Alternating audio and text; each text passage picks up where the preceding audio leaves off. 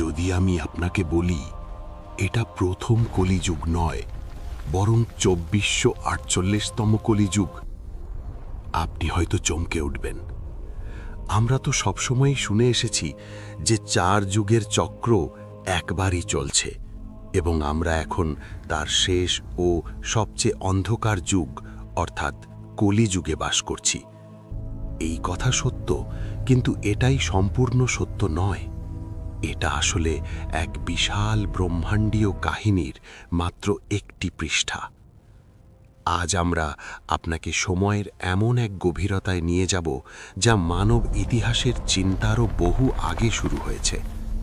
আমরা খুলে দেখব সেই প্রাচীন গণনাগুলো যেগুলো হাজার হাজার বছর ধরে আমাদের ধর্মগ্রন্থে লুকিয়ে আছে। আমরা বুঝব ব্রহ্মার সম্পূর্ণ সময় গণিত, আর এই ভিডিওর শেষে আপনি এই ব্রহ্মাণ্ড ও এতে নিজের অবস্থানকে একেবারে নতুন দৃষ্টিতে দেখতে শুরু করবেন। তাই প্রস্তুত হয়ে যান, কারণ আজ আপনি যা জানতে চলেছেন তা আপনার কল্পনারও বাইরে। বড় রহস্যের পর্দা তোলার আগে চলুন দ্রুত একবার দেখে নিই আমরা যুগ সম্পর্কে কি জানি। হিন্দু ধর্মগ্রন্থ অনুযায়ী সময় সোজা রেখায় চলে না, সময় চলে একটি চক্রে। এই চক্রে 4টি যুগ রয়েছে। প্রথম হল সত্যযুগ, সত্যের যুগ। এর সময়কাল 17,28,000 বছর। এই যুগে ধর্ম 4 পায়ে দাঁড়িয়ে থাকে এবং 4 দিকে শুধু পবিত্রতা ও কল্যাণ বিরাজ করে। দ্বিতীয় হল ত্রেতা যুগ, যার সময়কাল 12,96,000 বছর।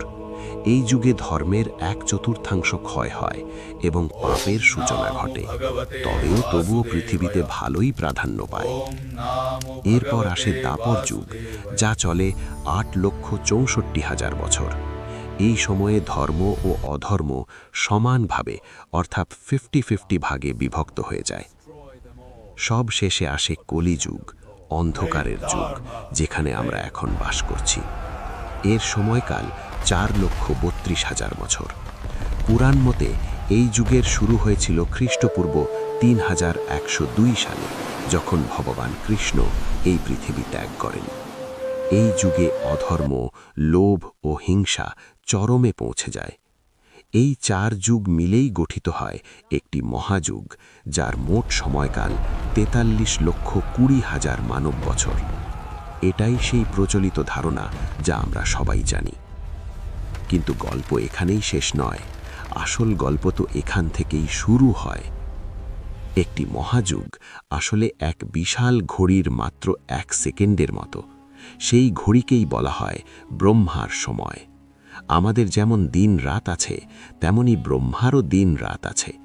ব্রহ্মার 1 দিনকে বলা হয় কল্প, আর ব্রহ্মার মাত্র 1 দিন অর্থাৎ 1 কল্প আমাদের মানব সময় অনুযায়ী 432 কোটি বছরের সমান। আর এখানেই আছে গভীর রহস্য। ব্রহ্মার এই 1 দিনেই ঘটে 1000 মহাযুগ, অর্থাৎ সত্য, ত্রেতা, দাপর ও কলির সম্পূর্ণ চক্র 1 দিনে 1000 বার ঘুরে আসে। এর মানে ব্রহ্মার প্রতিটি দিনে 1000 সত্যযুগ, 1000 ত্রেতা যুগ, 1000 দাপর যুগ এবং 1000 কলিযুগ আসে ও যায়। এবার ফিরে যাই সেই প্রাথমিক দাবির কথায়। গ্রন্থ অনুযায়ী ব্রহ্মার আয়ু হল 100 দিব্যি বছর, আর আমরা এখন ব্রহ্মার 51তম বছরের প্রথম দিনে অবস্থান করছি। বর্তমান কল্পের নাম শ্বেতবারাহ কল্প, অর্থাৎ ব্রহ্মার 50 বছর ইতিমধ্যেই পেরিয়ে গেছে। ভাবুন তো, এই 50 বছরে কত কল্প কেটে গেছে, আর প্রতিটি কল্পে 1000 মহাযুগ। এবার আসি আমাদের বর্তমান সময়ে। আমরা এই কল্পের 14টি মন্বন্তরের মধ্যে 7ম মন্বন্তরে, যাকে বলা হয় বৈবস্বত মন্বন্তর। প্রতিটি মন্বন্তরে প্রায় 71টি মহাযুগ থাকে, আর আমরা এই 7 নম্বর মন্বন্তরের 28তম মহাযুগে বাস করছি। তাহলে হিসাব পরিষ্কার। যদি ব্রহ্মার 50 বছর কেটে যায়, প্রতি বছরে 360টি কল্প থাকে, আর প্রতিটি কল্পে 1000 কলিযুগ, তাহলে অগণিত কলিযুগ ইতিমধ্যেই এসে চলে গেছে। কিছু বিশেষ গণনা ও ব্যাখ্যার ভিত্তিতে এমন একটি দাবি উঠে আসে যে আমরা যে কলিযুগে বাস করছি তা সম্ভবত 2448তম কলিযুগ। এটি কোনো সরল শাস্ত্রীয় ঘোষণা নয়, বরং কিছু ব্যাখ্যা থেকে উঠে আসা এক আকর্ষণীয় ধারণা। এই ভাবনাটা সব কিছু বারবার ঘটে আপনাকে বিস্মিত করতেই পারে, কিন্তু আমাদের গ্রন্থে এমন একজন চরিত্র আছেন যিনি এই চক্রের জীবন্ত সাক্ষী। তার নাম কাকভূষণ্ডী। রামচরিত মানুষে তার এক আশ্চর্য কাহিনী পাওয়া যায়। কাকভূষণ্ডী একজন চিরঞ্জীবী যিনি অমৃতের বর লাভ করেছিলেন। তার দীর্ঘায়ুর কারণে তিনি নিজের চোখে অসংখ্যবার সময়ের চক্র ঘুরতে দেখেছেন। যখন ভগবান বিষ্ণুর বাহন গরুর ভগবান রামের মহিমা নিয়ে সন্দেহে পড়েছিলেন, তখন সেই সন্দেহ দূর করতে তিনি কাকভূষণ্ডীর কাছে যান। তখন কাকভূষণ্ডী জানান তিনি নিজের চোখে 11 বার রামায়ণ ও 16 বার মহাভারত ঘটতে দেখেছেন। তিনি বলেন, প্রতিটি কল্পে যখনই ধর্মের ক্ষয় হয় তখন ভগবান অবতার গ্রহণ করেন। তিনি বারবার রামের জন্ম ও লীলা প্রত্যক্ষ করেছেন। কাকভূষণ্ডীর এই কাহিনী আসলে একটি প্রতীক। সময় চক্রাকার, ইতিহাস ও ঘটনাবলী এক বিশাল ব্রহ্মাণ্ডীয় নাটকের মতো, যা বারবার পুনরাবৃত্ত হয়। এখন প্রশ্ন, এই সব জ্ঞানের আমাদের জীবনে মানে কি? চলুন একে আধুনিক বিজ্ঞানের সঙ্গে তুলনা করি। আজকের বিজ্ঞান বিগ ব্যাং তত্ত্ব অনুযায়ী ব্রহ্মাণ্ডের বয়স প্রায় 13.8 বিলিয়ন বছর বলে মনে করে। সংখ্যাটা বিশাল শোনায়, কিন্তু যখন আমরা এটাকে বৈদিক ব্রহ্মাণ্ড তত্ত্বের স্কেলে মাপি তখন একেবারে ভিন্ন ও বিস্ময়কর ছবি সামনে আসে। আমরা দেখেছি ব্রহ্মার এক দিন অর্থাৎ এক কল্পই 4.32 বিলিয়ন বছরের সমান। এর মানে আধুনিক বিজ্ঞান যে সময়কে গোটা ব্রহ্মাণ্ডের প্রায় সম্পূর্ণ আয়ু বলে ধরে, তা বৈদিক মতে ব্রহ্মার মাত্র কয়েকটি দিন রাতের সমান। ব্রহ্মার সম্পূর্ণ আয়ু তো 311 খরব মানব বছরেরও বেশি।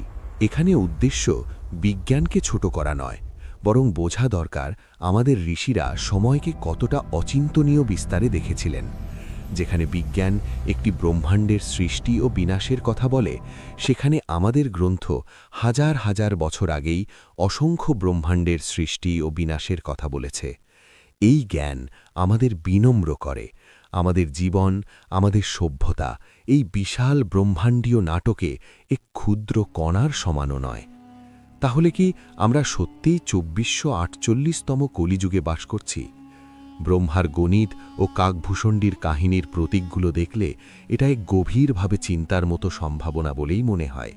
আমরা এমন এক চক্রে বাস করছি যা আগে অসংখ্যবার ঘুরে গেছে। এই উপলব্ধি যে আমাদের যুগ অনন্য নয়, আমাদের সামনে এক গভীর প্রশ্ন তুলে ধরে।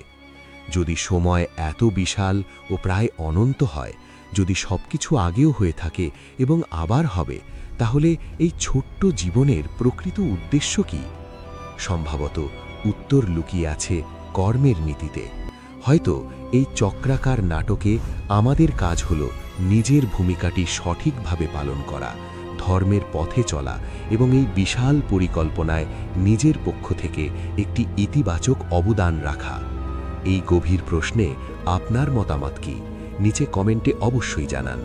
ভিডিওটি যদি আপনাকে ভাবতে বাধ্য করে থাকে তাহলে লাইক করুন এবং সনাতন ধর্মের এমনই রহস্য জানতে আমাদের চ্যানেলটি সাবস্ক্রাইব করতে ভুলবেন না।